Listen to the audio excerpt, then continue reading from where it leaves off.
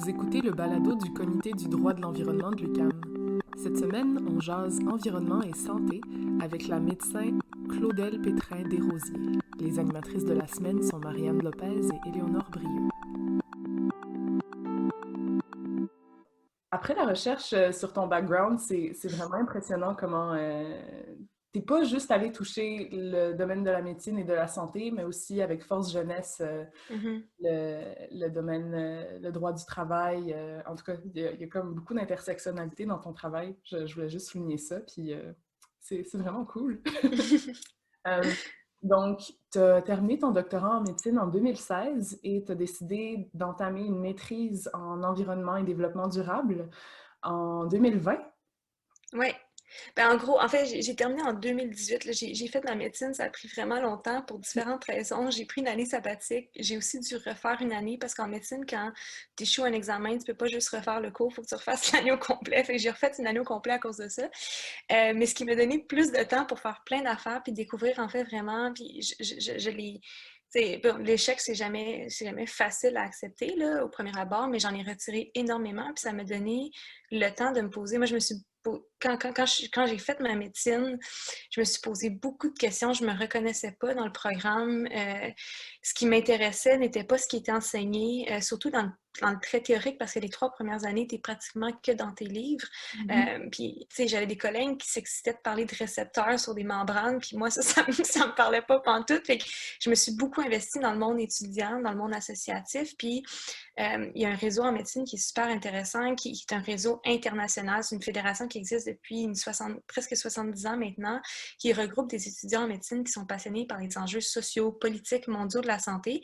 Et j'ai retrouvé là une partie de moi-même finalement. Fait qu'avoir plus de temps, ça m'a permis vraiment de cristalliser un peu tout ça, puis me dire, ben, je peux être, je peux faire de la médecine, mais aussi ne pas être qu'un médecin qui travaille dans l'hôpital. Et là, j'ai terminé ma résidence en médecine familiale. J'ai choisi d'aller en première ligne. Puis là, je me suis dit, mais j'ai fait beaucoup de choses en environnement, mais il manque des notions de base parce que tout ce que j'ai appris, ça a été comme, je lis une affaire ici et là, ça a été beaucoup de terrain, mais je voulais un peu asseoir ces connaissances-là dans un cadre un peu plus formel. Puis la chance, c'est que j'en ai discuté quand même avec l'université, puis il y a un programme spécial qui permet aux résidents en médecine familiale, qui a un nom un peu prétentieux, je trouve que ça s'appelle le programme de clinicien érudit, mais ce qui en fait libère un an pour faire un projet de recherche. Puis moi, je leur ai dit, je veux pas faire de la recherche en tant que telle, mais je veux aller faire une maîtrise en environnement parce que c'est là que je ressens qu'il y a un besoin. Puis en ce moment, au Québec, il n'y a pratiquement pas de médecins de famille ou de médecins qui sont formés en environnement. Il y a des gens qui œuvrent en santé publique, mais je voulais sortir du cadre de la santé et de la médecine puis aller chercher dans un autre domaine complètement. Et reconnaissant le besoin, il y a quand même beaucoup de pression sur les facultés de médecine d'adapter le curriculum, d'intégrer des notions des enjeux environnementaux parce que les étudiants le demandent, mais ils n'ont pas vraiment de grand monde pour répondre à ce besoin-là. Fait que je pense que c'est un peu un investissement pour eux, mais moi, je tripe parce que depuis un an, j'apprends plein de choses en environnement. Puis tous les trucs qu'on mentionnait ici et là, bien, finalement, j'ai la chance de vraiment juste prendre le temps de lire des textes puis de réfléchir. Fait que là, je termine c'est une maîtrise en un an et quelques mois, là, donc je la termine idéalement à fin 2021. Mais je commence à pratiquer en première ligne à l'automne prochain. Fait que c'est un mix de beaux défis. OK. Ah, c'est trop cool. Est-ce que tu milites beaucoup pour faire reconnaître qu'il y a un impact des changements climatiques sur la santé des populations dès maintenant? Est-ce que c'est quelque chose que tu as pu voir concrètement déjà dans le début de ta carrière en travaillant comme médecin résidente? Oui, mais on le voit, tu sais, dans le sens que moi, en fait, le domaine, l'intersection santé-climat est, somme toute, assez récent. Tu sais, il y a des rapports qui ont commencé à être publiés dans la fin des années 90, mais c'était un peu ici et là. Et ce qui a changé la donne sur la scène internationale, ça a été la publication d'un rapport en 2009 dans une des plus grandes revues médicales au monde. C'est pas la plus grande revue médicale au monde, qui s'appelle The Lancet, qu'on a cité quand même beaucoup avec la crise de la COVID, là. Mais le Lancet a publié une commission qui énonçait que les changements climatiques étaient la plus grande menace à la santé du 21e siècle. Ça, c'était en 2009. Et là, ça ça a pris un peu tout le monde, pas tout le monde par surprise, mais ils ont mis sur papier de quelle façon les changements allaient s'opérer et ça allait être quoi des impacts sur différents secteurs de la santé, que ce soit la transmission des maladies, un stress sur le système cardiovasculaire, sur les poumons, etc. et sur l'adaptation des systèmes de santé qui n'étaient pas prêts. Et là, en 2015, quelques années plus tard, ils ont été un petit peu plus optimistiques, mais ils ont aussi dit, finalement, les changements climatiques, oui, c'est une menace à la santé et elle est réelle, elle est présente, puis on la sent maintenant. Mais c'est aussi peut-être l'opportunité d'améliorer la santé de tout le monde, puis la plus grande opportunité qu'on a, sachant que les changements climatiques menacent tous les progrès en santé accomplis des 50 dernières années. Et c'est vraiment ces deux jalons-là, ces deux rapports-là qui ont mis le cadre sur la place de la santé dans les discussions climatiques. Puis, en fait, la difficulté, c'est de dire, en santé, on n'est pas formé en environnement, puis en environnement, les connaissances de la santé sont très, très, très, très minces. C'est la compréhension de qu'est-ce qui définit la santé, qu'est-ce qui crée la santé, sont pas souvent acquises. Et donc, on se retrouve avec souvent deux discours en parallèle, ou même en santé, on est très peu à être conscient ou à être conscientisé, et dans le monde environnemental aussi. Donc, on a comme un triple, enfin, on a un triple travail, puis c'est ce qu'on fait. J'ai beaucoup de collègues qui travaillent là-dedans aussi, là, je ne suis pas toute seule, mais on a un mandat de convaincre les médecins puis les professionnels de la santé qu'il se passe quelque chose, puis que les changements climatiques puis les menaces environnementales ont un impact sur la santé au Québec, au Canada, à travers le monde. On doit aussi convaincre le milieu environnemental parce qu'ils ne sont pas nécessairement au courant. Puis après, il y a le public. Ça, moi, j'ai quand même donné beaucoup d'entrevues dans les dernières années, puis je répète tout le temps la même chose. À un point que ma grand-mère, elle m'a déjà dit, mais Claudel, elle dit toujours la même chose dans ses entrevues. J'avais trouvé ça vraiment cute, puis ma mère était comme, oui, mais en même temps, c'est sûr que si tu l'écoutes tout le temps, tu vas entendre tout le temps la même chose, mais c'est pas tout le monde qui l'écoute tout le temps, tu sais.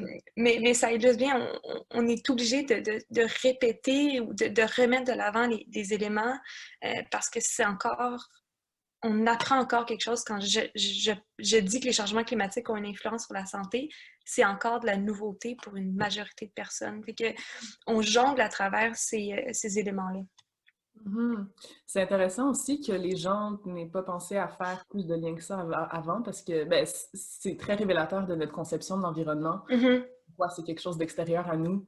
Mais Alors, même révélateur de notre perception de la santé, qui est mhm. très hospitalo-centriste, qui est très centrée sur les médicaments, sur les traitements et la perspective globale, là, je veux dire environnementale, mais l'être humain dans qu'est-ce qui définit sa santé et son bien-être est beaucoup plus large que ce qu'on peut faire en cabinet. Puis, il y a des belles études qui démontrent que dans les facteurs qui déterminent la santé, ce qu'on appelle les déterminants sociaux de la santé, l'accès au système de santé arrive 10e sur la liste, dans le sens qu'avant, il y a des choses beaucoup plus importantes comme le genre, le sexe, son niveau d'éducation, son niveau de revenu, l'accès à l'alimentation et des facteurs qui sont très environnementaux aussi. Là. Donc, il y a ça aussi à remettre en perspective que l'atteinte de la santé qui devrait être qui a été défini déjà comme un état de bien-être complet et pas juste physique, mais aussi mental. Est plus grand que le système de la santé en tant que tel. Mhm. Tu nous parlais un peu de tes implications. Je ne sais pas si tu peux nous parler un peu de c'est quoi l'Association canadienne des médecins pour l'environnement. Avec plaisir. Mais en fait, l'Association canadienne des médecins pour l'environnement existe depuis une trentaine d'années au Canada. Était très, bon, c'est une organisation canadienne, donc très anglophone de base. Et on avait quelques médecins au Québec qui s'impliquaient quand même. Puis il y a 3 ans, on a eu un peu la décision on va essayer de se renouveler parce qu'on se rend compte qu'il y a beaucoup d'opportunités. On est quand même chanceux au Québec dans la mesure où on a une population qui est beaucoup plus encline à soutenir les mesures environnementales qu'ailleurs dans le pays. Et on s'est dit, on a un potentiel encore plus grand d'influencer ce qui se passe au Québec pour montrer l'exemple dans d'autres provinces et bâtir une espèce de masse critique. Et on s'est dit, ben pour ça, généralement, ce qui fonctionne mieux au Québec, c'est quand on a un peu le mot Québec dans notre nom. Et on s'est dit, ben on va se reconnaître juste pour se faire une place et vraiment énoncer qu'on est présent et actif au Québec. on a créé l'Association québécoise des médecins pour l'environnement, qui en fait juste une branche de l'Association canadienne. Et donc, on a accès, on crée beaucoup plus de matériel en français, parce que c'est la langue dans laquelle on travaille. Puis c'est important pour nous de communiquer directement avec un public, mais depuis 2-3 ans, on a travaillé beaucoup sur notre positionnement stratégique. L'association travaille sur une multitude d'enjeux. Puis moi, ça m'impressionne. À chaque fois qu'on a des rencontres, nos ordres du jour sont hyper longs parce qu'on traite de 1000 enjeux, mais on traite des enjeux des changements climatiques, la formation nécessaire. On intervient régulièrement sur des sujets d'actualité. Par exemple, on va analyser les plans qui sont présentés par le gouvernement fédéral ou le gouvernement provincial, leurs plans environnementaux. On travaille sur la transition verte dans le réseau de la santé. On travaille sur les enjeux énergétiques. On a été très, très, très actifs sur le dossier GNL Québec et sur la fracturation hydraulique en tant que telle. On est beaucoup dans la communication. On travaille sur les pesticides, bref, et sur l'accès à la nature en tant que telle. Donc, on couvre énormément, puis plus qu'on est connu, plus qu'on est sollicité, fait qu'on nous demande souvent des avis, et donc ça vient ponctuer un peu notre travail au quotidien, mais on n'est pas beaucoup d'acteurs dans l'échiquier qui rejoint le climat santé, donc ça fait en sorte qu'on est privilégié, puis on le reconnaît, puis d'autant plus qu'on est une association médicale puis on le sait que les médecins ont une portée, fait qu'on veut faire attention. On veut bien utiliser notre voix aussi parce qu'on est conscient du privilège qu'on a d'avoir cette voix-là puis cette place-là qui nous est accordée. Très cool. Fait que dans le fond, toi, ton rôle en tant que présidente, qu'est-ce que c'est? Des fois, je me pose la question, mais en fait, il y a beaucoup de coordination, d'échanges de communication. On planifie les rencontres, ça va être quoi nos décisions. Il y a beaucoup de révisions de mémoire. Fait que, par exemple, on fonctionne beaucoup en disant s'il y a un sujet qui vous intéresse, ben on va soumettre un avis. Fait qu'il y a beaucoup on révise le mémoire, on soumet le mémoire. Il y a tout le côté politique de la chose. Quand on fait une sortie, on parle à qui, on interpelle quel média. Donc, moi, j'agis comme porte-parole officielle. On est sollicité pour faire des balados comme ça ou d'autres initiatives de communication, de formation. Fait qu'il y a beaucoup de cet aspect-là. Il y a tout le côté liaison avec l'organisation canadienne sur des enjeux plus fédéraux, puis c'est très organisationnel, là, des décisions budgétaires et tout ça. Fait que puis on organise des événements aussi. Fait que j'ai le pied dans tous ces projets-là. Puis en fait, plus ou moins, tout transite par moi pour qu'est-ce qui va sortir de l'organisation en termes de projets, d'avis, de mémoire, de communiqués de presse. Fait que tout est bénévole. Là, on va, dans quelques semaines, en fait, on va avoir une employée pour nous aider au Québec, mais on a très peu de... L'organisation nationale est soutenue par des employés, mais on a un très petit nombre d'employés. Donc, on a beaucoup d'initiatives personnelles, puis c'est nécessaire. Puis en même temps, ça nous permet... En tout cas, moi je tripe, là, j'aime ça faire ça, fait que ça permet de développer ou de répondre à des tâches auxquelles on ne fait pas comme médecin de base. Là, fait que moi, ça me permet de faire ça, puis j'aime ça, fait que c'est correct. Oui, j'imagine que vous manquez pas de projets ces temps-ci. Je ne sais pas si tu peux nous parler de quelques-uns de vos projets qui sont en cours présentement. On a un projet, en fait, je vais te parler de GNL parce que c'est pas toujours terminé cette saga-là. Le projet GNL, en petit résumé, c'est l'idée d'extraire du gaz en Alberta, de le transporter en pipeline à travers le Canada, l'Abitibi jusqu'au Saguenay où on construirait une usine de transformation du gaz pour le liquéfier, puis après le transporter dans des marchés internationaux, notamment asiatiques, donc par le transport de gros bateaux. Et on a été interpellés par la question directement parce qu'on a fait une grande revue de littérature pour regarder c'était quoi les impacts sur la santé de la fracturation hydraulique, là, qui est un mécanisme non conventionnel d'extraction de gaz, qui serait utilisé dans le processus de GNL. Là. Et ce qu'on sait, c'est que la fracturation hydraulique en tant que telle a des menaces pour la santé. Les produits utilisés sont très cancérigènes. Puis en fait, l'enjeu, c'est qu'ils sont protégés par des brevets professionnels, mais des produits qui ont été rendu public, il y a un haut potentiel cancérigène. Les taux de mortalité chez les travailleurs dans les domaines de la fracturation hydraulique sont 7 fois supérieurs à la moyenne. Ça, c'est des études qui sortent des États-Unis. Puis dans les communautés environnantes, il y a plein de problèmes de santé qui émergent de la fracturation hydraulique. Puis en plus de créer une espèce de sentiment où ton environnement immédiat est changé de façon un peu étrange, il y a beaucoup de... ton attachement communautaire est différent. Mm-hmm. Il y avait ces éléments-là pour GNL. Puis après, il y avait toute la question du projet en tant que tel qui va émettre des gaz à effet de serre.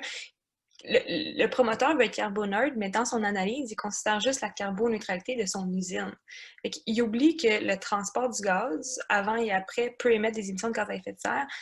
Puis le gaz utilisé, en fait, émet beaucoup de méthane. Puis c'est des émissions qu'on peut pas difficilement, qu'on peut pas contrôler, là, ce qu'on appelle fugitives. Fait qu'ils sortent un peu de nulle part, on peut pas ça fait partie de la nature du gaz. Puis ces émissions-là, en fait, le méthane est beaucoup plus polluant, un potentiel de réchauffement climatique supérieur là, au gaz, au CO2, là, à la principale particule responsable du réchauffement climatique, mais un potentiel de 80 fois le CO2. Fait que, en plus, le projet va contribuer aux émissions de gaz à effet de serre et donc au changement climatique qui ont des liens à la santé. Fait que nous, on s'est dit, ça n'a pas de sens. Fait qu'on a organisé une tournée où on est allé parler à des gens des communautés en Abitibi puis au Saguenay. On a participé au BAP, on a soumis un mémoire. On a même organisé un BAP 2.0 parce qu'on trouvait que le BAP actuel n'avait pas répondu à nos questions. Fait qu'on s'est mis autour de la table puis on a discuté de ça. Puis le BAP, par sa nature, la loi environnementale d'évaluation d'impact demande au Québec, puis là, vous êtes en droit, vous connaissez mieux que ça que moi, mais il demande qu'il y ait une évaluation complète au niveau des enjeux socio-sanitaires. Et ça a été bâclé dans le BAP de GNL, notamment parce que, c'est tombé un peu en pleine pandémie, mais il y a des réponses qui ont pas été données de la part du ministère de la Santé. Il y a eu une très faible participation des directions de santé publique. Puis il faut les comprendre, ils étaient en train de gérer une pandémie. Mais normalement, tu peux pas considérer un rapport complet au BAP s'il n'y a pas ces éléments-là. Et donc, on a demandé un report, là, donc que le rapport final soit soumis plus tardivement. Là, il était censé sortir en janvier. On l'annonce pour mars, finalement, mais il y a aussi une participation record là, de la communauté. Il y a eu plus de 1200 mémoires, je crois, qui ont été soumis.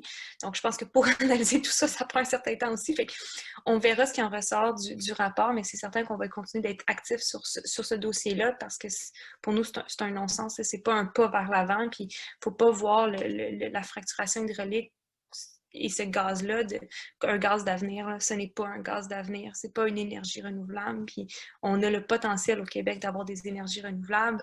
On a eu des exemples récents de projets intéressants mis de l'avant dans différentes communautés. Donc je pense que c'est la direction qu'il faut employer. Ça, c'est un exemple de métier, fait qu'on suit l'actualité, on veut maintenir le sujet dans la sphère publique, fait qu'on travaille continuellement là-dessus. C'est très cool de savoir qu'une association comme la vôtre suit ces genres d'enjeux-là, puis qu'il y a un suivi quelconque, parce que des fois, on a juste l'impression qu'il y a des nouvelles qui sortent comme ça, puis que c'est un peu passé de côté. L'AQME et l'ACME semblent justement être très impliqués politiquement. Entre autres, au printemps dernier, vous avez mis en circulation une pétition demandant au gouvernement provincial de consacrer 1% des investissements en infrastructures publiques au verdissement urbain. Comment on organise de telles demandes? En fait, c'est super intéressant parce que, juste pour mettre en contexte un peu, les arbres, puis là, je le dis de façon simplifiée, puis quand on parle d'arbres, on parle de, tu sais, c'est pas juste un arbre, c'est les jardins communautaires, c'est les toits verts, c'est les pistes cyclables, c'est les parcs. Mais l'arbre en tant que tel a un potentiel incroyable parce que ça capte le carbone, ça réduit la chaleur environnante, puis ça rend plein de services écosystémique, mais en plus, pour la santé en tant que telle, on le sait que ça amène des bénéfices, ça encourage l'activité physique, donc ça réduit l'obésité, les risques de diabète, les risques de maladies cardiaques, ça apaise, donc ça diminue souvent, les études démontrent que ça diminue les troubles d'hyperactivité, d'attention, ça diminue l'anxiété, ça amène un sentiment de bien-être et de cohésion dans la communauté, donc il y a plusieurs bénéfices, mais au Québec, on est en déficit, dans les milieux urbains surtout. Dans une ville comme Montréal, on estime que la canopée, donc la surface de la ville qui est couverte par les arbres, est à peu près 20%, mais pour avoir des bénéfices optimaux, on devrait être dans le 40%.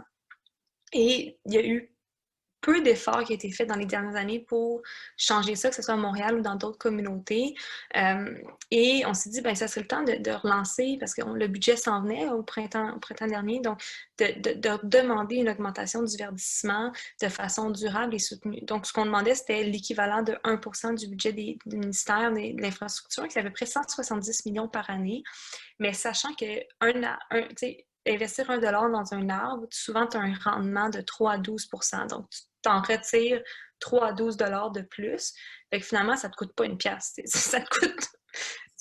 tu gagnes de l'argent. Ouais. Fait qu'on s'est dit, faut donner un coup d'envoi. Puis on a commencé à tâter le terrain auprès de certains conseillers attachés politiques, juste pour voir est-ce qu'il y a une réceptivité à la demande. Puis, ce qu'on avait eu comme écho, c'est de dire qu'il faudrait qu'il y ait un sentiment que c'est soutenu par plusieurs personnes. Donc, on a lancé cette pétition-là qui a finalement récolté plus de 1200 signatures de médecins et professionnels de la santé, diverses sphères confondues. Puis on l'a présenté, enfin, on a fait des sorties médiatiques, on avait fait une sortie de presse avec notamment le PDG du CHUM et Jérôme Duprat, qui est un chercheur bien connu, mais aussi bassiste des Cowboys Fringants. Pour dire... Oui, mais il perd cité dans plusieurs articles en environnement. Là. Il travaille pour l'UQO, mais son passe-temps, c'est d'être bassiste pour les Cowboys Fringants. Mais on a fait une sortie justement parce que le média et la politique sont tellement hyper connectés que pour faire de la pression publique, il faut que ça passe par les médias un peu. Et là, en fait, les découlés de ça, c'est que ça n'a pas été inclus complètement dans le budget ni dans le plan pour une économie verte là, qui a été annoncé il y a quelques mois par le gouvernement, par le ministre Charette, là, qui est responsable de l'environnement et de la lutte au changement climatique. Mais il y a quand même eu un rehaussement du budget accordé au verdissement urbain. C'est loin de ce qu'on voulait, mais il y a quand même une direction qui a été prise, puis je pense qu'on a influencé cette direction-là. Et après, nous, on continue à faire les démarches, parce que là, au Québec, il y a une discussion qui s'amorce dans les prochaines semaines sur l'aménagement du territoire. Il y a une ministre qui veut faire une politique nationale d'aménagement du territoire qui est demandée depuis plusieurs années par différents groupes, des urbanistes notamment. Et nous, on veut intégrer cette conversation-là, notamment pour qu'on ait un aménagement du territoire qui soit durable, qui soutienne la santé, mais ça va passer notamment par les infrastructures vertes, là, les arbres, les pistes cyclables, les parcs, les toits verts, les jardins communautaires, tout ce qui fait en sorte qu'on rajoute de la verdure dans nos villes pour ses bénéfices pour la santé. Puis quand on dit ville, ça inclut là, les banlieues, puis les régions, on parle pas juste de Montréal.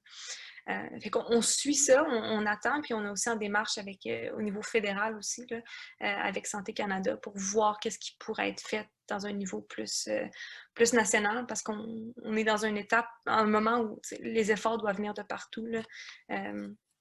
Donc, c'est un petit peu les découlés de ce projet-là. OK.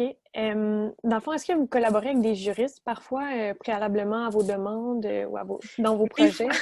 Des fois. Tu vois, récemment, en fait, on a contacté le Centre québécois du droit de l'environnement pour avoir un avis, en tout cas, il y a un BAP, il y a un projet à Québec, le projet du port Laurentia, qui est un projet de nature fédérale, donc il n'y a pas un BAP à proprement parler, là, parce que c'est le processus d'évaluation au niveau fédéral, puis le BAP, c'est québécois, fait que c'est pas le même, dépendamment de la juridiction. Mais on a demandé un avis parce qu'on voulait... c'est un peu compliqué. En tout cas, je suis pas sûre que moi, le droit, des fois, ça me dépasse un peu. Mais on n'était pas sûr que toutes les étapes avaient été respectées. Puis, il y a un moment où le promoteur a soumis des nouvelles informations. Puis, normalement, dans les processus consultatifs, si tu soumets de nouvelles informations, les citoyens devraient être capables de répondre ou de soumettre d'autres questions. Et donc, le promoteur a le droit à une extension de réponse. Puis, c'était pas clair si l'agence environnementale allait permettre aux citoyens ou aux organisations de commenter là-dessus. Et on a demandé un avis au Centre québécois du droit en disant est-ce que c'est quoi nos recours? Est-ce que c'est correct de faire ça? Puis techniquement, au nom de la loi, la façon que la loi est écrite, de ce que j'ai compris, tu peux pas vraiment le faire. Fait qu'on est en processus en ce moment pour regarder ça va être quoi les prochaines étapes. Est-ce qu'on demande l'ouverture d'un autre processus de consultation avec les citoyens ou les organisations qui sont des parties prenantes pour s'assurer qu'on puisse répondre ou commenter sur les nouvelles informations qui ont été amenées par le promoteur. Fait que ça arrive des fois, mais on pourrait faire plus. Puis je pense qu'il y a des belles avancées juridiques. Là, je pense notamment à la France qui a déclaré inconstitutionnelle, je crois, l'inaction climatique. Ouais, j'ai vu ça passer il y a comme quelques semaines, je pense. Oui, puis dans quelques jours, là, en fait, la semaine du 22 février, là, en fait, la semaine prochaine, Enjeux et Environnement Jeunesse, qui est un groupe québécois, porte en appel, à la Cour d'appel, leur recours juridique là, sur l'inaction collective. Et on n'est pas impliqué directement dans ces processus judiciaires-là, mais c'est quelque chose qu'on suit quand même. Puis il y a quand même eu, dans les dernières semaines, au niveau international, des décisions juridiques intéressantes. Notamment à Londres, en Angleterre, ils ont reconnu la pollution atmosphérique comme étant le responsable d'un décès d'une fillette de 7 ans qui avait de l'asthme. Et donc, ça ouvre quand même la porte à différentes mesures juridiques pour comprendre à quel point l'environnement peut être délétère pour la santé. Puis récemment aussi, je ne sais plus dans quel pays, mais je crois que c'est en Europe, je pense que c'est en France en fait, ils ont reconnu la pollution comme étant une source, une raison raisonnable d'accepter un réfugié. Donc, c'est pas un réfugié climatique, mais on a reconnu que si on renvoyait la personne qui avait un asthme sévère, difficilement contrôlable dans son pays d'origine, qui était hautement pollué, c'était une atteinte à sa santé et donc à sa vie, et donc il devait rester, je crois, en France. C'est la première fois qu'on reconnaissait ce type de menace-là. D'habitude, c'est atteinte à la vie pour, par exemple, orientation sexuelle ou décision politique, mais ça, c'était une raison de santé environnementale. Donc, à suivre, mais ça commence quand même à bouger un petit peu partout sur la scène internationale. Tu es une des instigatrices de l'initiative La planète en santé. Oui. Peux-tu rapidement nous parler de ce que c'est, en fait? Oui, bien en fait, c'est super. Ça a été super le fun à faire. En fait, au printemps dernier, donc en 2019, la pandémie, c'est comme une année un peu floue dans ma tête. Fait que 2019, il y avait toute la création du mouvement environnemental, ou bien pas la création du mouvement, mais il y avait un build-up qui se faisait avec La planète s'invite au Parlement, La planète s'invite à l'université, et dans le cadre des Journées de la Terre, en fait, on s'est fait contacter par les organisateurs en disant, ben, seriez-vous prêt à faire une sortie pour appuyer les démarches publiques? Puis on s'est dit, ben, pourquoi pas? Fait on a fait une sortie médiatique en avril 2019 qui a été incroyable parce qu'on avait un budget de 0 $. On a fait une conférence de presse. On a été couvert dans toutes les nouvelles, téléjournal, TVA, on était dans le métro. Et en fait, ce qu'on avait déclaré, c'était code bleu pour la planète. Le code bleu, c'est ce qu'on crie à l'hôpital quand quelqu'un est en train de mourir et qu'on a besoin d'aide.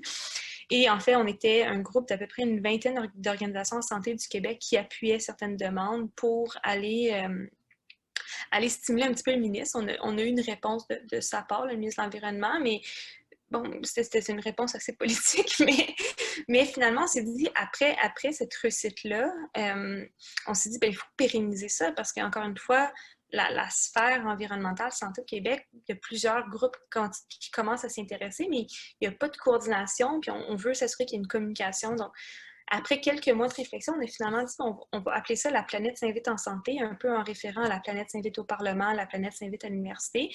Puis là, aujourd'hui, moi, je suis plus impliquée dans la gestion en tant que telle parce que ça a été repris par des collègues qui ont repris le flambeau de façon incroyable, puis ils sont en train de monter un peu une confédération, de fédérer un peu tout ça pour s'assurer que les efforts soient alignés, et ça va être de façon... Le travail va être très axé au niveau de ce qui doit être fait dans le réseau de la santé pour la lutte au changement climatique, parce que le réseau de la santé est responsable au Canada d'à peu près 5 % de nos émissions de gaz à effet de serre, ce qui est quand même considérable. Il y a énormément de déchets, il y a beaucoup à faire au niveau de la gestion des matières et de l'énergie en tant que telle, l'efficacité énergétique. Puis il y a toute une réflexion à avoir sur comment on peut avoir des soins de santé qui sont plus durables, tout en mobilisant le personnel de la santé dans la lutte au changement climatique. Et donc, c'est ce qui est en cours de création, puis avec La planète s'invite en santé. Donc, certainement, on va en réentendre parler dans les prochains temps, ça c'est assuré, sur différentes formes. Mais il y a une organisation qui est en cours dans le domaine de la santé avec plusieurs acteurs importants quand même. À suivre, donc. À suivre, oui, à Mais, suivre. mais tu sais, tu disais justement, en 2019, il y a eu beaucoup de... Moi, je pense à 2019, puis je me disais, tu sais, il y avait les marches, Ouais. il y a eu quand même beaucoup de projets, de soulèvements et tout. Est-ce que tu penses que, mettons, la pandémie, c'est comme prendre un pas en arrière, je sais pas, tu sais, c'est comme mettre un peu de côté toute Oui et cette... non. Je pense qu'au début, les groupes environnementaux ont eu beaucoup de misère à savoir ils étaient rendus où leur position. Tu sais, ça a coupé complètement l'élan. En 2020 était censé être l'année de l'environnement. Ouais, c'est L'ONU ça. l'avait déclaré. On était censé avoir une grosse... c'était 5 ans post-Paris, là, plus ou moins, un peu avant. Mais enfin, oui, c'est ça. C'est censé être 5 ans après l'accord de Paris. Puis il était censé avoir plusieurs célébrations. Puis les pays étaient censés soumettre leurs engagements, leurs contributions nationales. Ça a été un peu perdu finalement, tout ça, parce que la pandémie est arrivée. Mais je pense que rapidement, on a recentralisé les messages, puis on s'est dit, ben oui, nos modes de vie ont changé, il y a eu des décisions, mais on a été capable aussi de voir que collectivement, si on voulait faire quelque chose, on pouvait. Si on voulait arrêter l'économie pour quelque chose, on était capable de le faire. Je pense pas qu'on est du même...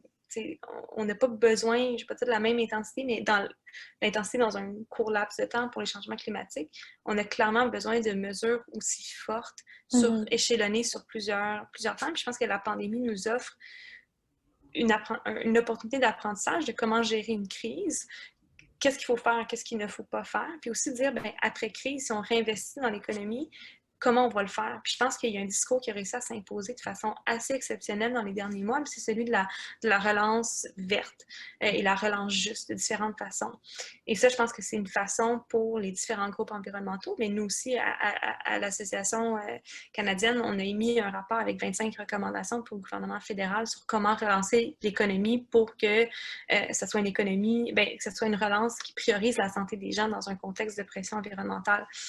Et je pense que ça, c'est ce qui émerge de la pandémie, c'est de dire, ben, vous avez peut-être coupé une coupe de manifs, mais nous, on va vous suivre pour s'assurer que les décisions qui vont être prises dans les prochains temps soient respectueuses, parce que c'est peut-être la seule opportunité qu'on a de réellement investir autant pour l'environnement. Parce que là, on parle d'investissement inégalé depuis la Deuxième Guerre mondiale. C'est énorme en termes de potentiel ce que les pays peuvent faire. Puis là, on remarque un petit peu partout en Europe, au Canada, ça a quand même été intégré dans le discours politique. Je ne dis pas que le Canada est parfait, ou non, loin de là, mais Justin Trudeau a quand même parlé de relance verte. Ça fait son chemin. Fait après, comment ça va s'opérer, ça va être à nous de s'assurer que le gouvernement fait ce qu'il a dit qu'il allait faire. Mais ça reste que ce discours-là a réussi à s'imposer. Puis je pense que ça, c'est quelque chose qu'il va falloir continuer à protéger puis à suivre. Très cool. Merci beaucoup. C'est clairement... En tout cas, moi, j'inscris ça à suivre dans mon pour terminer, est-ce que tu aurais une proposition de livres, de documents, de documentaires, films sur le sujet ou pour c'est ça, continuer à creuser dans ce qu'on peut apprendre dans le croisement entre santé et environnement et Il y a très peu de livres. J'en garde un à côté de nous, mais de moi, mais il est super épais et super dense. Fait que je pense que c'est la question, c'est de rester à l'affût, surtout dans l'actualité, et de voir ce qui ressort. Il y a quand même certains journalistes qui vont parler de ces enjeux-là de façon un peu plus régulière, mais il y a des groupes qui existent à l'échelle internationale, dont le Global Climate and Health Alliance, qui travaille sur l'intersection changement climatique, santé. Il y a certaines figures publiques de l'OMS, de l'Organisation mondiale de la santé, qui le font beaucoup. Je pense à une docteure espagnole qui s'appelle Marianne Nera, qui est exceptionnelle, une perle, mais qui discute beaucoup de ça. Donc, moi, il y a un livre sur les changements climatiques qui ne touche pas vraiment à la santé, mais que j'aime beaucoup, puis ça s'appelle Le droit d'avoir froid, The Right to be Cold, de Sheila Watts-Cloutier, qui est une activiste inuit du nord du Canada, qui en fait retrace son parcours, puis elle dénonce, en fait, elle demande le droit d'avoir froid chez elle parce que c'est son territoire, qui je trouve un témoignage quand même assez puissant. Puis elle a travaillé beaucoup au niveau international, donc elle raconte un peu toutes ces histoires. Mais je suis encore à chercher un livre exceptionnel sur les changements climatiques et la santé qui est accessible parce que ce qu'on a, c'est beaucoup de revues de littérature. Tu sais, ceux qui aiment la science en tant que telle, la Bible un petit peu en ce moment, c'est une organisation qui s'appelle The Lancet Countdown, qui est en français le compte à rebours, mais qui est vraiment le consortium de recherche le plus cité là, sur les changements climatiques et la santé.